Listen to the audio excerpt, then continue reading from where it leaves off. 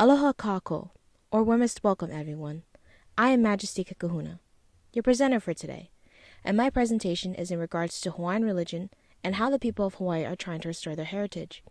I would like to preface this by saying that I am also Native Hawaiian, and have done my best to stay away from any biases that I might have about the topic. The first thing I'd like to discuss are the gods and goddesses. Well, more importantly, the goddesses. The first goddess that I'll be addressing is Pele. She is one of the main goddesses that has been a part of the Hawaiian culture since the beginning of its history. While there are other gods within Hawaiian religion that exist, Pele should be the main focus because of her prevalence in ancient Hawaiian religion and her current status in helping Native Hawaiians reclaim their culture. While she is already known as the goddess of fire, lava, and destruction, many people fail to realize that when she brings destruction, she also brings life. What I mean by this is that volcanic activity leads to eruptions, and from those eruptions, life begins to flourish. With Pele possessing this power, she becomes the driving force for the creation of all land.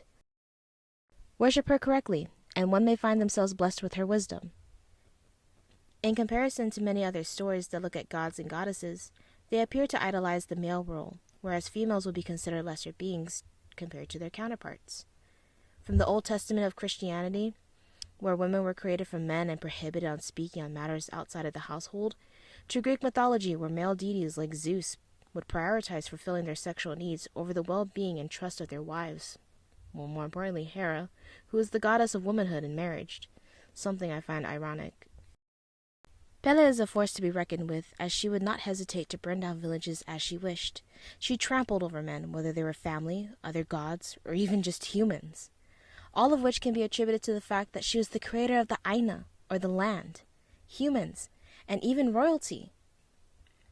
For example, in the journal Pele's Search for Home, Images of Feminine Self, narrated by Carolyn H. Bray, she states, Hawaiian myths have not been significantly overlaid with Western concepts. Females give birth to land, to gods, and to the royal line of kings and queens. They give wisdom to men, revive them from the dead, and destroy them when they are angry. In short, despite being a hothead, Pele is one of the wisest goddesses that exist, and her role as such has influenced a lot of the belief systems that were practiced in pre-colonized Hawaii. From men respecting women and allowing them to work the Aina together, to even taking up household or family duties like taking care of the children to ensure that the females were allotted time off for their efforts.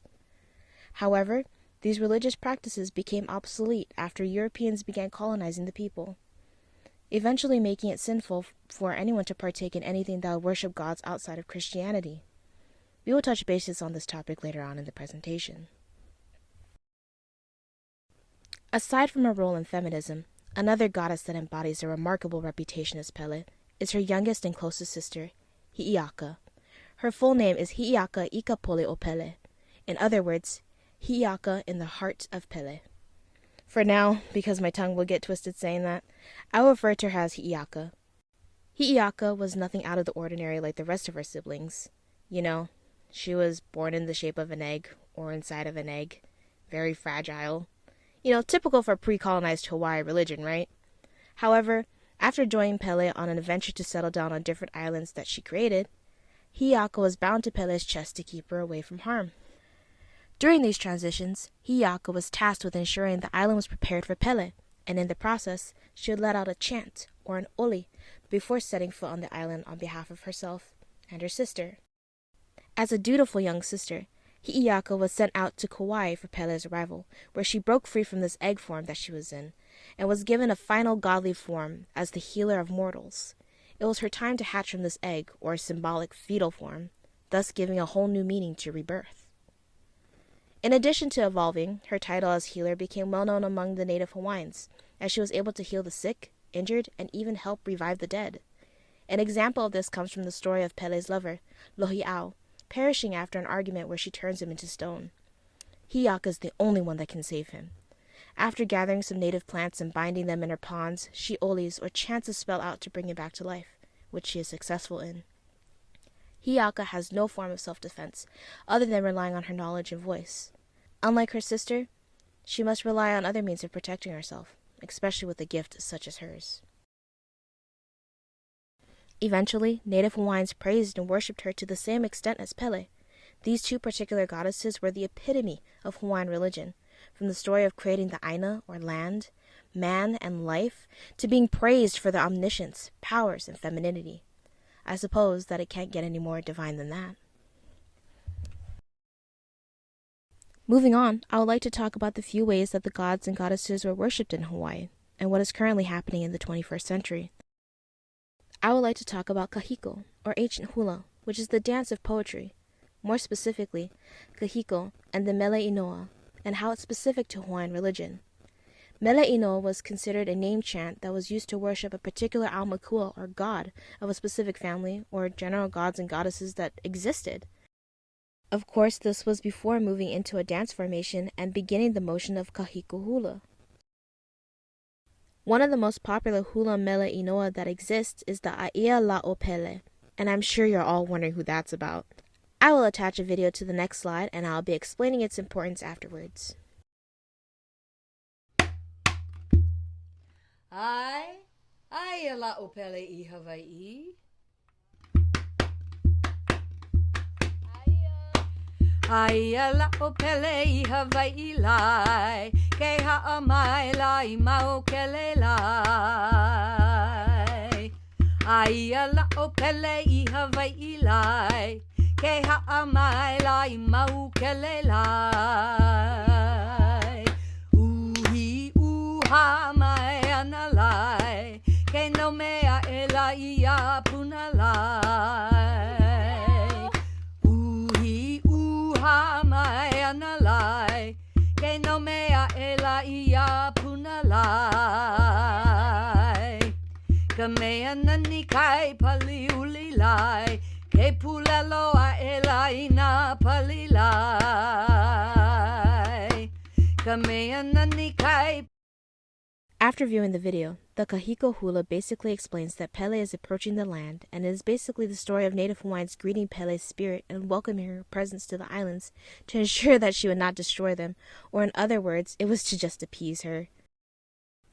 The kahiko that you see is the representation of Pele destroying everything in her path, but with it she leaves behind beauty, and her molten embodiment fuses with the water to create land. While there are many other remarkable things about Pele, due to her destructive yet omniscient nature, she is just like many other gods that exist in literature. She wants to be worshipped for all that she does for humanity, and that is what this particular ole and hula mele inoa aims to do. In addition to that, people generally worshipped her because they were in awe of her abilities. While Hi'iaka was also worshipped, it was not deemed as important as Pele unless it was the ole created on behalf of both of them, otherwise as Hi'iaka Ikapole o Pele. In short, this particular ole pays homage to Pele's hula mele inoa.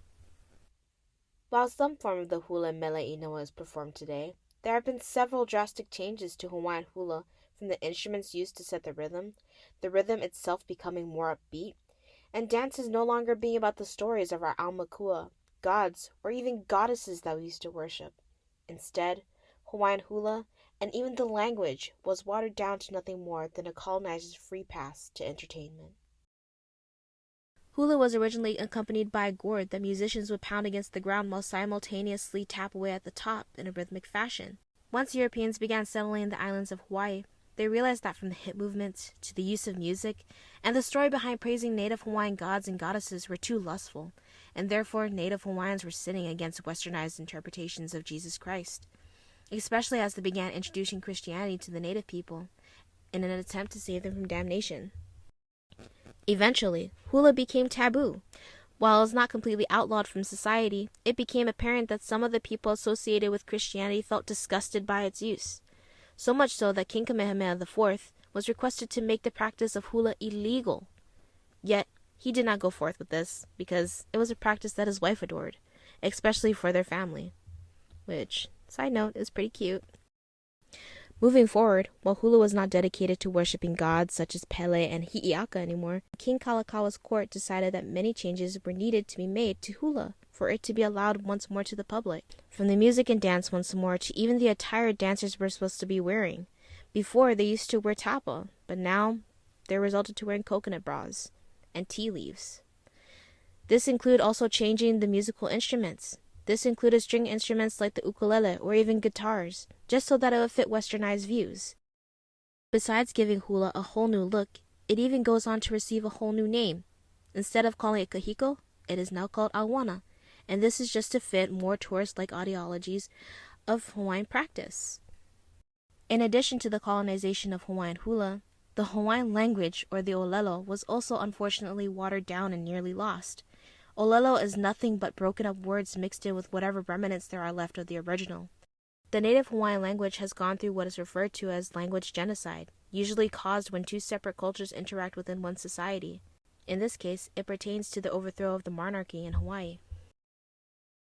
When the missionaries arrived on the islands, they implemented their beliefs and language onto the native people. From changing the native Hawaiian religion to stories and practices of Pele and Hiaka, to other religions like Catholicism and more popularly, Christianity. The language and the way that people olied paid homage to the gods and goddesses. However, as time went on and the Western forms of education moved to Hawaii, Europeans, and in the end, the United States, began punishing anyone who used the language, especially the next generation of children that were taught Hawaiian as a first language.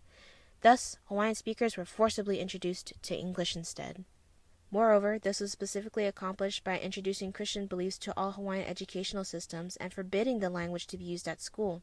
During this time, it was also necessary to use corporal punishment on children as young as 5 to ensure that they understood that their intolerance would not stand in any classroom.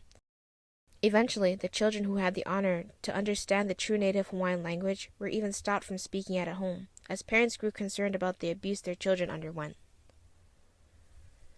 The changes made to omit the native Hawaiian language have been referred to that as the strength between two cultures clashed, thus resulting in a more powerful one taking precedence over the other, that being English overtaking Hawaiian. Allow me to reiterate what I mean. Through that introduction, Hawaiians are made to go to school, become more educated, learn how everything in missionary society worked, and implement that into their own daily lives, some by choice, and some out of fear. In an attempt to get Hawaiians to be more adjusted to forming and participating in governmental matters set forth by the United States and begin creating an independent society, Native Hawaiians tried to get in touch with their roots. However, with nearly almost 100 years before the language became a topic of interest for the ali'is, or royal bloodlines, and the maka'ainanas, the commoners, the language appeared to have been too far gone to reconnect with. A good example of the loss of the language can be viewed through the interaction between the people of Ni'iau, which is an island in Hawaii. These are the people who have different dialects than that of modern Hawaiian speakers. The truest form would be shown through the people who still reside in Ni'iau today. It is the basis of the current Hawaiian language. It is through fighting for sovereignty that natives now fight for the retention and use of what used to be considered mixed dialect, and is now regaining popularity with the newer generation, thus prompting schools that cater and teach only in Hawaiian. Through education, the modern generations of Hawaiians have become fairly successful in restoring the mixed dialect of the native tongue. It has made an enormous impact on modern and future students. There is an act in the state of Hawaii that was created and placed into laws that schools were allowed to create a program specifically designed to teach Hawaiian culture and arts. However, at the time, there were very few students under the age of 18 who were speaking it, and this is where the concept of immersion schools were formed. Hawaiian immersion schools were the leader in reintroducing the native tongue worldwide.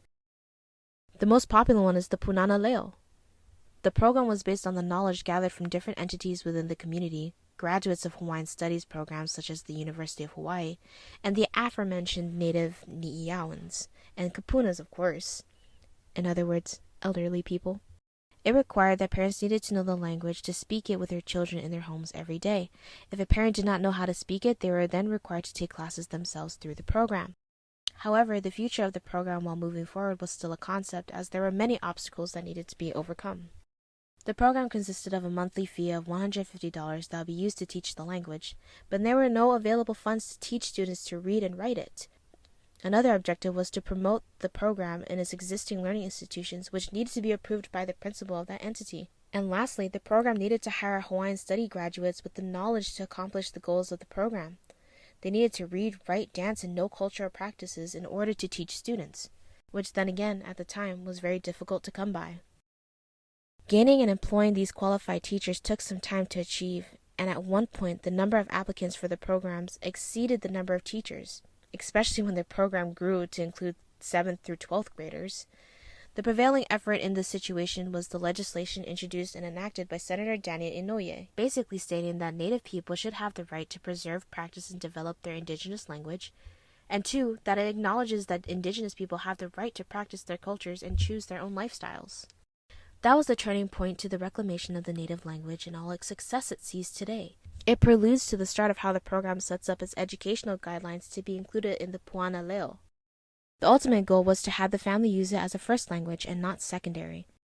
The program goes on to teach about the past and the overthrow of the Hawaiian kingdom, how education impacts the lives of Native people, and how that knowledge can be taught to future generations to survive, and not only survive but thrive. It has gained popularity for its usage in families once more, as they would like to teach it as a first language again, rebirthing a once dying art form into an exceptional form of art, history, identity, and love of culture, self, and knowledge, which nearly dwindled for years, but now is recognized and acknowledged as a stepping stone to regain their lost independence and become a much more stronger, vibrant Native people. In short, looking at ancient Hawaiian religion, such as the story of Pele and Hi'iaka, how they were worshipped, how those practices were forbidden, and how current Native Hawaiians come together to reclaim their lost history, it is apparent that this discourse is an ongoing process of rectifying the wrong done to its nation. While many Native Hawaiians have converted to Christianity, their belief in their gods, goddesses, and their stories, and how their stories are portrayed, still echo across history. Thank you all for listening to my presentation, and I hope you all have a great week. Aloha hui ho kaua. Goodbye until we meet again. And here are my sources.